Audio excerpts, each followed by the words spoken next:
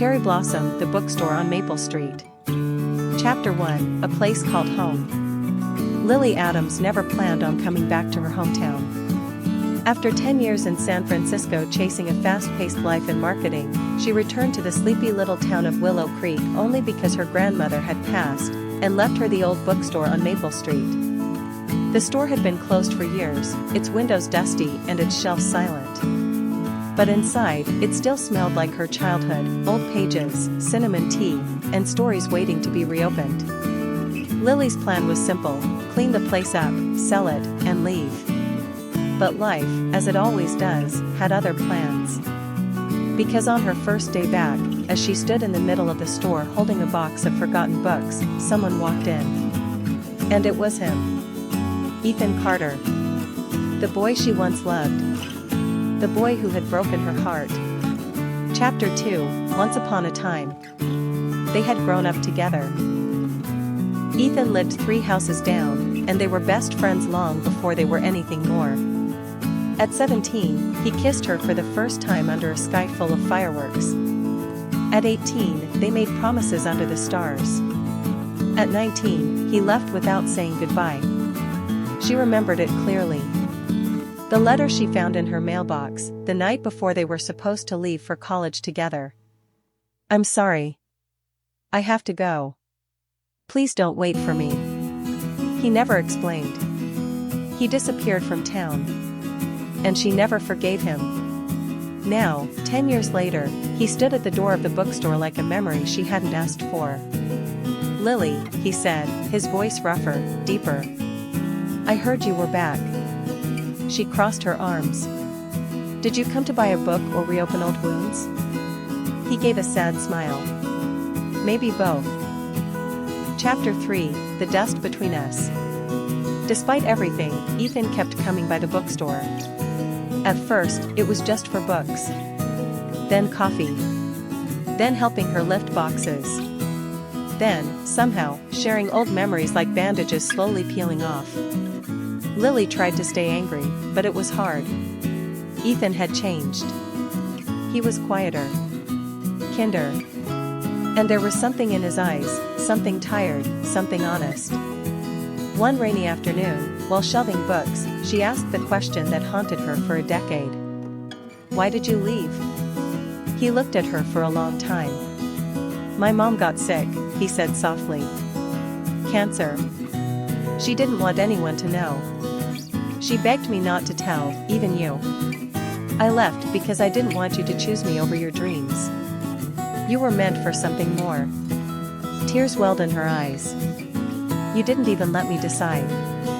"I know," he whispered. "And it's the greatest regret of my life." Chapter 4, Between the Lines. The more they talked, the closer they became. They spent quiet evenings in the bookstore, reading poetry out loud.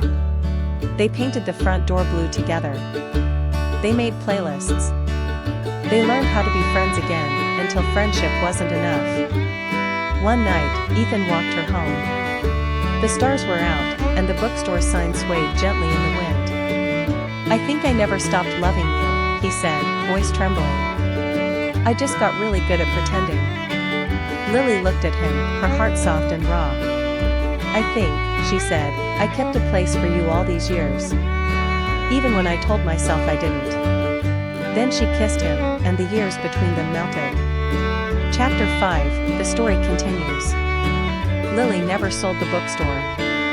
Instead, she renovated it, turned it into a cozy haven with reading corners, soft lights, and a little cafe in the back. She named it Chapter 2. Ethan built a small studio in the attic, where he wrote short stories and helped kids in the community write their own. Together, they ran writing workshops and poetry nights. They didn't talk much about the past. They didn't have to. Because every day, they were writing something new. A different kind of love. A quieter one. Deeper. Forged not in promises, but in presence. Epilogue, Forever on Maple Street. Years later, people would come from towns over just to visit Chapter 2, and they'd ask about the couple who owned it, the woman with a camera always around her neck, and the man who read poetry in the back room. And some nights, if you walked past the store after closing, you could still hear them laughing inside. Still in love. Still reading to each other. Because some stories never really end. They just begin again.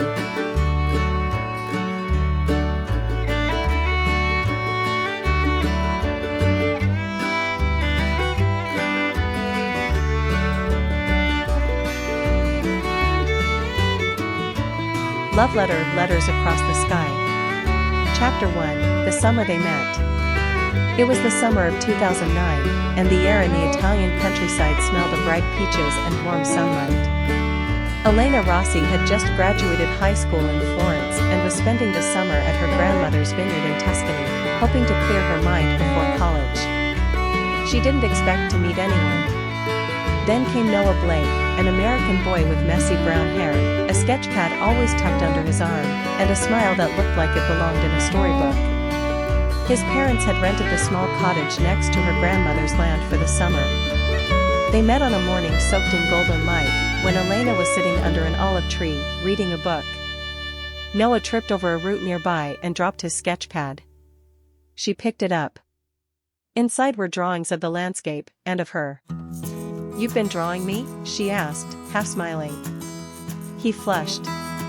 "Only because you're always sitting here." "Liar," she said, but she was smiling too. And just like that, their story began. Chapter 2, A Love That Blossomed. Elena and Noah became inseparable that summer. They walked barefoot through vineyards, shared pastries in sleepy cafes, and spent evenings by the lake, watching the stars fall. He drew her constantly, on napkins, in journals, in the margins of his passport. She read to him in Italian, and he tried to teach her guitar. "I never believed in forever," Elena said one night, her head on his shoulder. "But I think I might now." Noah looked at her. "Then let's write our forever." And so, on their last night together, they made a promise: they would write each other letters every month, no matter what, until they met again. Then he left. And the letters began. Chapter 3, Letters Across the Sky.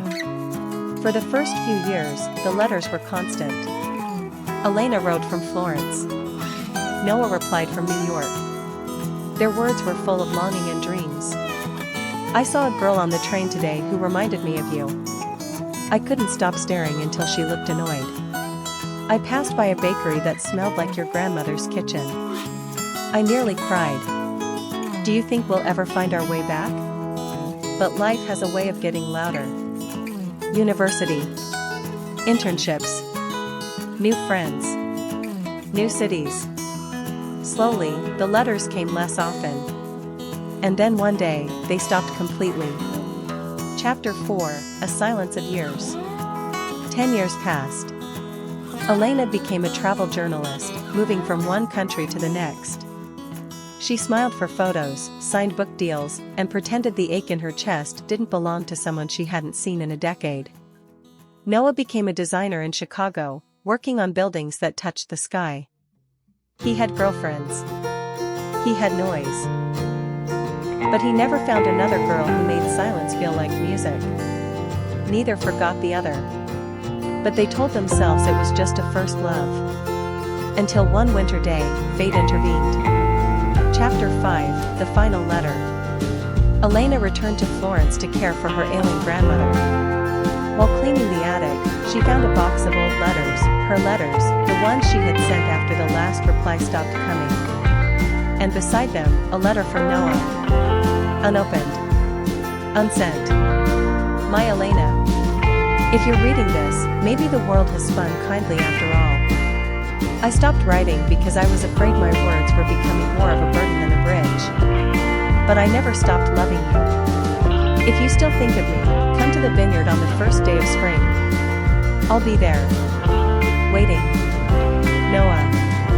The letter was dated 5 years ago. Her heart cracked open. She had no idea if he'd still come. But she had to find out. Chapter 6, The Return. Spring came. Elena stood beneath the olive tree where they first met. The sky was the same shade of soft blue. The vines were just beginning to bloom. And then, he was there. Older. Taller. Still him. Noah, she whispered. He turned. And for a moment, neither of them breathed. I didn't think you'd come, he said, voice breaking. I didn't think you'd wait. I never stopped, he said, walking toward her. Even when the letters stopped. Even when the world got loud. Tears filled her eyes. Me too. He held her, like time had never passed. Like they were 19 again. Like the world had finally come full circle. Epilogue, the forever they wrote. Elena and Noah rebuilt what time tried to bury. They bought a little house near the vineyard and opened a small art and book cafe called Lettera, Italian four-letter. Each month, they wrote each other by hand, even when they lived under the same roof. Even when they grew old. Even when their hands shook. Because some love stories aren't just told. They're written. Word by word. Page by page. And this one? It never ended.